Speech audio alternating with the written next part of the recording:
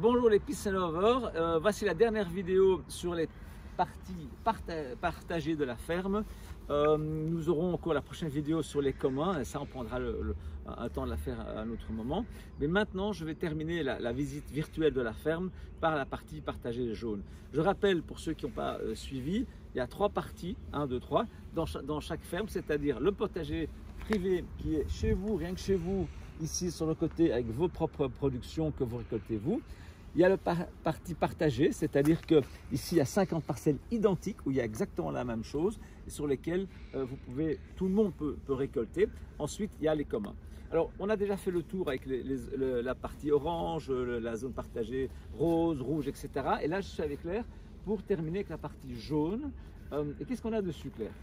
Alors, au cas où il n'y aurait pas assez d'épinards dans la ferme, on a remis les épinards dans la partie jaune. Alors, petite subtilité, des fois il y a des petites différences quand même, je précise.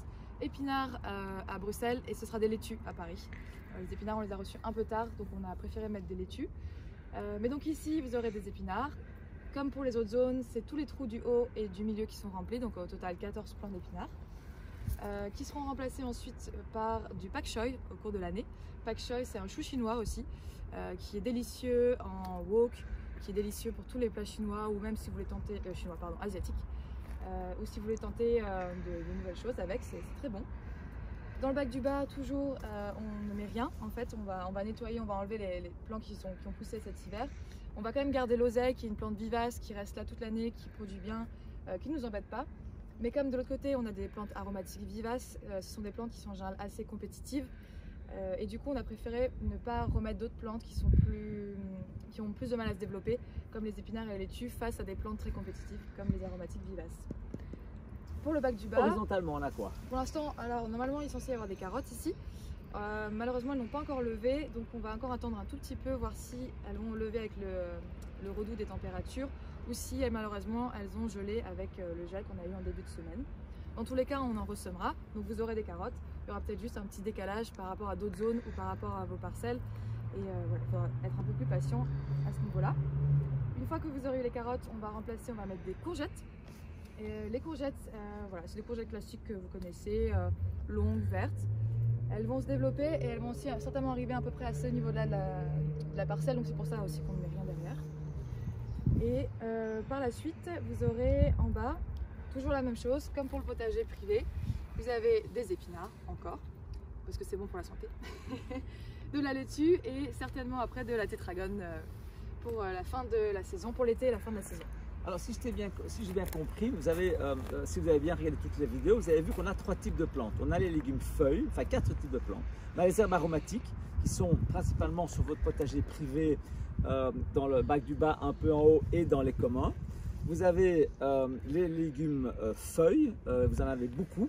Alors il y a une raison pour laquelle on fait beaucoup de légumes feuilles, c'est tout à fait compréhensible, c'est que en fait c'est ce qui prend le moins de temps et le moins de place pour pousser. Or vous avez vu qu'on est dans un environnement contraint, on n'est pas dans les champs à la campagne où on peut faire tout ce qu'on veut, où on peut avoir des centaines d'hectares, etc. Nous on est obligé de faire pousser un maximum de choses sur des petites zones. Donc on a privilégié les légumes feuilles puisque évidemment la plante commence à faire des feuilles, puis elle fait des fleurs et puis elle fait des fruits. Donc le fruit est le plus long et celui qui prend le plus de place. Donc les légumes feuilles, c'est pour ça qu'ils en avaient beaucoup. Par contre, on a essayé de faire une variété. On a mis des laitues, on a mis de la tétragone, on a mis des épinards, on a du portugais, on a de l'oseille, on a la mizuna, on a du chouquet. Donc on a beaucoup de choses comme ça pour varier. Ça fait des super salades en été, ça fait du pesto, ça fait plein de choses. La troisième catégorie qu'on a, c'est les légumes racines, avec principalement 2, c'est-à-dire carottes et radis. On avait fait plein de choses avant, les navets, les betteraves et tout, mais en fait, vous ne les récoltez pas ou vous ne les comprenez pas quand vous les récoltez. Et donc, on a énormément de pertes et on s'est dit, non, ça c'est fini. Moi, j'ai adoré les radis et les carottes l'année passée. Je pense il faut commencer avec des choses simples pour que vous compreniez ce qu'on veut faire. Et le dernier, on a quand même des légumes, ce qu'on appelle légumes fruits. Principalement les concombres dont on a parlé, les courgettes et les tomates. Et si je reprends le calcul global, que je ne me trompe pas, sur une ferme de 300 parcelles comme ici, j'ai 2 zones à courgettes. Ça veut dire que j'ai 100 parcelles avec 2 plants de courgettes, donc j'ai 200 plants de courgettes, plus un plant de courgettes sur chaque parcelle. Exact. Donc j'ai 500 plants de courgettes Donc on va planter en mai 500 plants de courgettes, courage des community farmers, avec une moyenne de 10 à 15 courgettes par plant. Ça veut dire que sur cette ferme, si tout va bien, si la météo est clémente et si tout se passe bien, on aura entre 5000 et 7500 courgettes.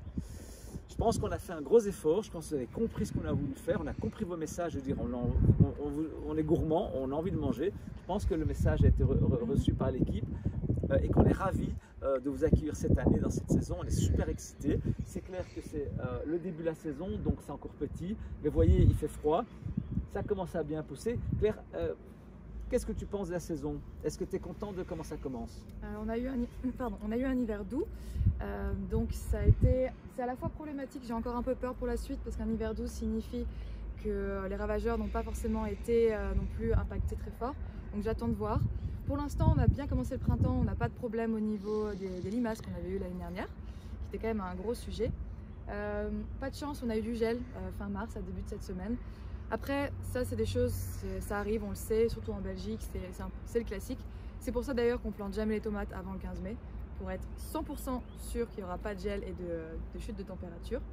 Mais là, on va rapidement avoir un redout, donc le début de printemps est un peu compliqué, ça ralentit la croissance des plantes, mais je ne m'inquiète pas pour la suite, je pense que ça va repartir assez vite. Je rappelle que l'objectif de tout ça, c'est d'arriver jusqu'à 35 voire 39 kg par parcelle de légumes, alors qu'en moyenne, vous en mangez 50 sur l'année. Je pense qu'on a reçu votre message, il est clair, il est compris, on s'est adapté et on espère vraiment que vous allez venir profiter de cette ferme cette année. On a bossé comme des dingues cet hiver pour y arriver, on est au taquet au printemps pour le faire. On a nos équipes du Community Farmer que je remercie d'avoir accepté de travailler, de ne pas rester chez eux et de travailler pour que quand vous arrivez, quand vous pouvez enfin sortir, eh bien ça pousse. Merci Claire pour toutes ces explications. Plaisir. À bientôt.